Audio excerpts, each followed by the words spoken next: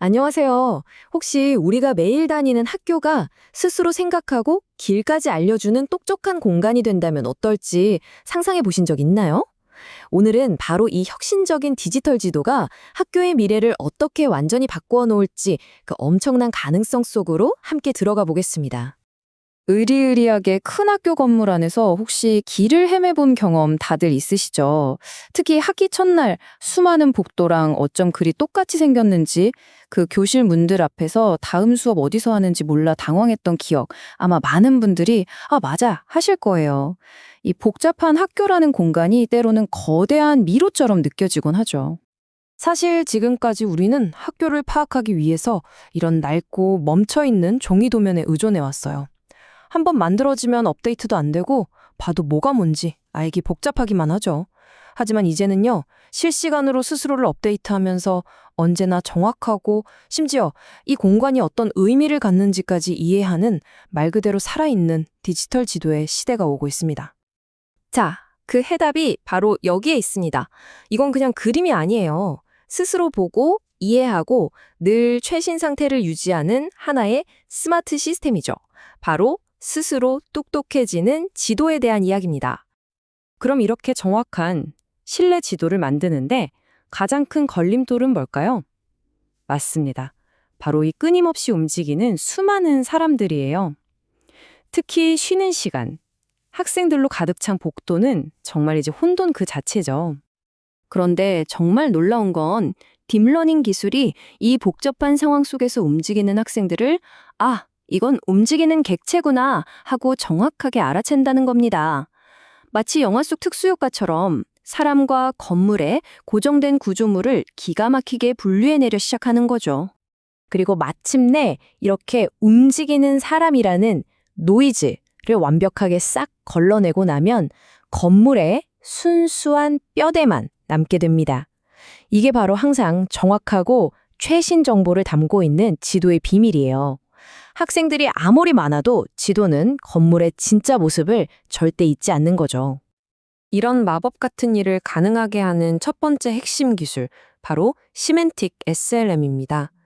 이건 주변 지도를 만들면서 동시에 그 안에 있는 것들의 의미를 파악하는 기술인데요. 그러니까 그냥 네모난 물체가 아니라 이건 벽이고 저건 문이구나 하고 이해를 한다는 뜻입니다.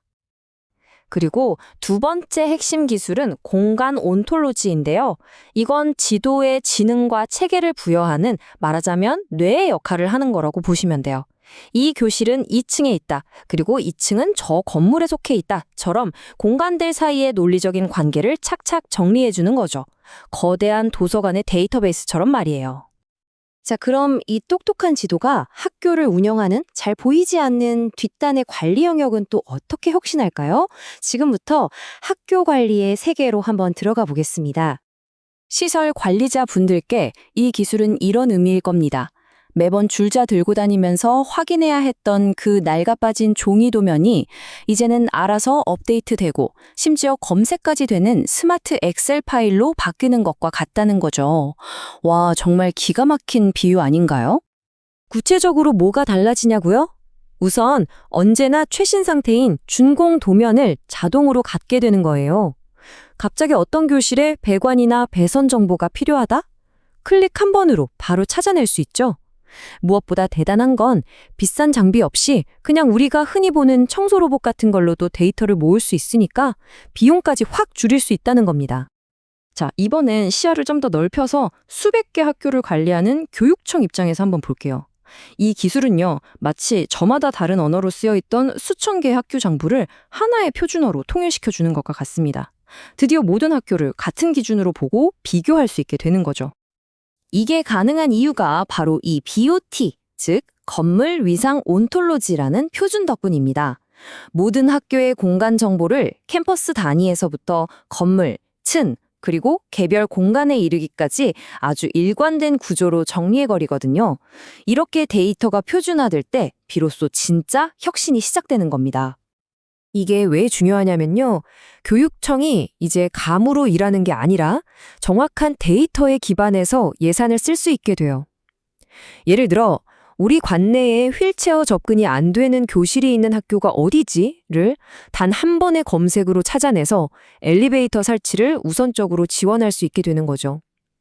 데이터에 기반한 정밀 행정이 가능해지는 겁니다.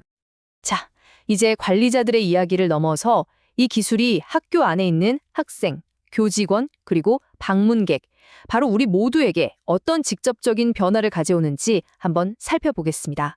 가장 직접적으로 느낄 수 있는 변화겠죠. 이 똑똑한 지도는 사용자별로 딱 맞는 최적의 길을 알려줍니다.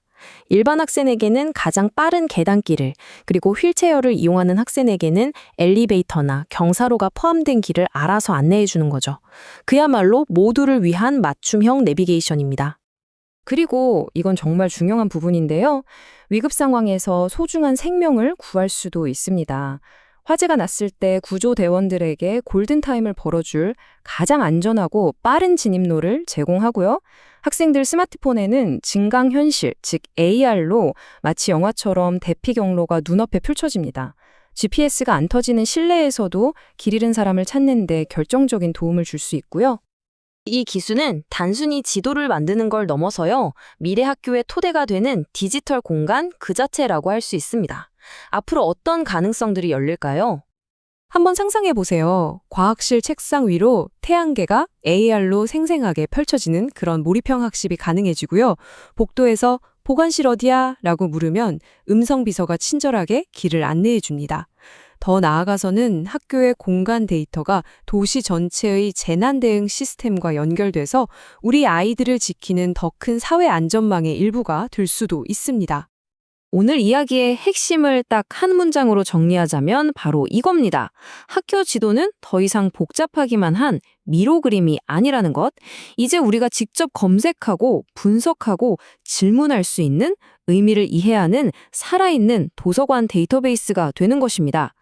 자, 오늘 이야기를 마치면서 마지막 질문을 던져봅니다. 여러분의 학교, 그리고 우리 아이들의 학교는 앞으로 어떤 종류의 지도를 가지게 될까요? 단순히 길만 보여주는 지도를 넘어서 우리 학교를 더 안전하고 더 편리하고 더 스마트한 배움의 터전으로 만드는 열쇠가 어쩌면 바로 여기에 있을지도 모릅니다.